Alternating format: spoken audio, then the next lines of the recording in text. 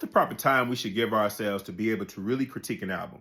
What up, though? I'm Jay Hall, writer, cultural critic, and sometimes I like to play the lotto. Now, this question comes off the recently dropped J. Cole, The Fall Off album, when I got pulled into a whole heated debate. One of my buddies that was like, yo, I got to pull you in this conversation. And it was like four of us on the phone, and there was one gentleman that was on there saying that they feel like The Fall Off is trash, and they can name 50 rappers that are better than J. Cole. And I'm thinking to myself, J. Cole had just dropped at midnight. It ain't even been out 3 Game of Thrones episodes, and we're already having spirited debates about the album itself.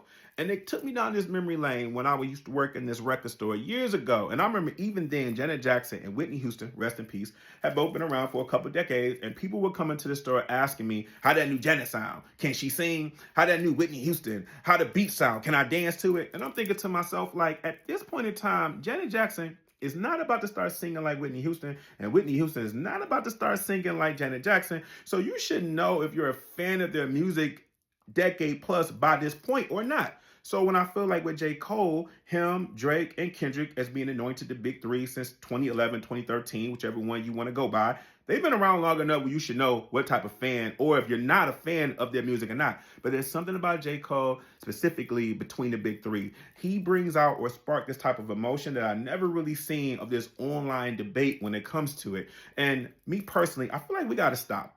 We got to have some type of understanding that if you are a super hater, there's no way you're going to give an album like J. Cole one listen to and tell me that it's trash. And there's no way if you're a super obsessed fan, you're going to try to convince me that it is an instant classic.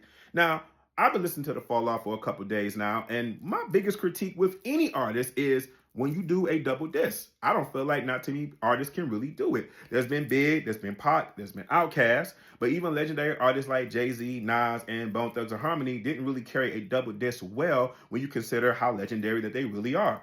Other than that, I'm going to continue to keep on listening to it, trying to be part of the algorithm and trying to have this whole thesis and synopsis about an album that ain't really been out that long. I think is foolish. And for anybody that's like a casual fan, if you're listening to them to actually make your decision, I think that's a fool too. Look, I don't know the time period we should really give certain artists. I think it depends on how long they've been around, if they knew, or what is your taste or not. But I do know it needs to take longer than a few episodes of Insecure for you to draw your conclusion when it comes to The Fall Off and you got 24 songs on there. So just give it a minute, or give it a week, or give it a rest, or just get out my face.